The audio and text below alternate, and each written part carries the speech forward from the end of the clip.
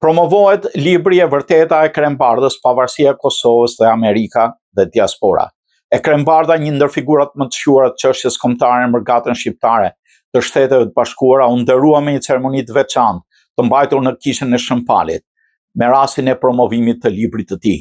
Në këtë ngjarje të paharrueshme, ai mori vlerësimin dhe respektin e thellë të patriotëve, miqve, bashkëpunëtorëve, kolegëve, gazetarëve, studiuesve, drejtuesve të shoqatave adetare, diplomatëve të ftuar nga Amerika, Kanadaja, Evropa, Shqipëria, Kosovë dhe trevat e tjera etnike. Në drejtimin e shkëlqyer të prezantuesve Brikena Hoxhalli dhe Kiara Gjergjit, si dhe me organizimin dinjitos të Fran Gjokës, mbrëmja e përurimit dhe nderimit u kthye në një akt mirënjohje të thellë për jetën, veprën, trashëgiminë e shërbimin e çmuar të Zotit e Krembardha ndaj kombit shqiptar, atëheut diasporës në Shtetet e Bashkuara. Mëtimi i tij që bota shqiptare më gjerë të njohë vërtetën absolute, e ka bërë Kremin që t'i paraqes para publikut librin e tij të dytë, E vërteta, pavarësia e Kosovës, Amerika dhe diaspora. Libri është një arkiv e vërtet, një krestomacie, një përmbledhje fragmentesh të historisë sonë kombëtare. Mbrëmja e nderimit pasimeve kombëtare u hap me këngën Kushtrim të interpretuar nga Fran Gjoka dhe Alberia Dërgjone. Ceremonia e nderimit vazhdoi me fjalën e artistit dhe organizatorit Fran Gjoka, i cili recitoi një poezi kushtuar veprimtarisë së Krembardhës në Amerikë. Rreth librit të Zotit e Krembardha, E vërteta, pavarësia e Kosovës, Amerika dhe diaspora, artisti Gjoka deklaroi se Krembardha në historinë moderne shqiptare shkroi një hymn për kushtimi ndaj atëheut. Përurimi nuk është thjesht një ngjarje letrare, por një akt nderimi ndaj një figure që jetoi përtej vetes. Ky libër është dëshmi e rrallë jo vetëm e kujtimeve të një individi, por dhe një fanari që shkëlqen historinë tonë kombëtare, një trashëgimi e gjallë për brezat që do vinë, tha ndër të tjera zoti Gjoka. Ambasadori Flamur Gashi theksoi se libri e Krembardhës është një dokument historik, një përvojë personale që lidhet me fatin kolektiv të një kombi. Tek libri E vërteta, pavarësia e Kosovës, Amerika dhe diaspora të ai, ne nuk kemi përpara një autobiografi të zakonshme, por kemi një dokument historik, një dëshmi jetësore që lidh përvojën personale me fatin kolektiv të një kombi. Ne kemi përpara nesh një libër që mund të lexohet si atlas i sakrificave, hartë përpjekjeve dhe testament shpirtëror për lirinë e një populli.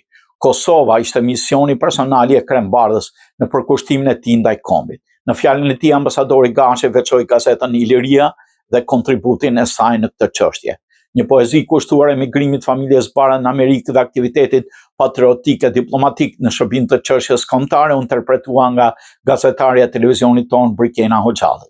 Profesor Anton Lajçaj, në fjalën e tij theksoi se libri e Krembardhës, E vërteta, pavarësia e Kosovës, Amerika dhe diaspora, përfaqëson një përpjekje të ndershme për ndriçuar një periudhë të rëndësishme të historisë sonë kombëtare. Ai veçoi gjithashtu rolin e madh që kanë luajtur malësorët si bashkëpunëtor në rrugtimin patriotik të Zotit e Krembardha. Thuhet në fotografi që mund të përçojnë një çast atë që fjalët shpesh nuk arrin ta shpjegojnë. Por ky dokumentar është edhe një sfidë tjetër, pasi e Krembardha është ende gjallë, është një njerëz aktiv dhe është një sfidë e madhe që u realizua me sukses nga autori dhe regjizori i këtij dokumentari Gani Vila. Dokumentari si një rezume e veprimtarisë patriotike të Zotit Bardha trajton tema të tilla si u rrit aktiviteti i tij patriotik, si Zoti Bardha u bë kosovar, takimet dhe miqësia me senatorin e Michiganit Brumfield, lidhja dhe aktiviteti në Kongres, protestat për Kosovën, çështja e vezaj, takimet me 7 president, letra që e bëri të qaj Clintonin dhe si nisën bombardimet e NATO-s. Dokumentari sqaron jetën dhe aktivitetin patriotik të Bardhës që instinktivisht mishëroi porosinë e presidentit Kennedy.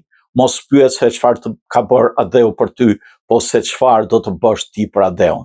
Mëtej këngëtarja Alberia Dërgjone interpretoi një këngë kushtuar Ibrahim Rugovës, duke përkujtuar e nderuar bashkëveprimtarët që gjendeshin të pranishëm në promovim.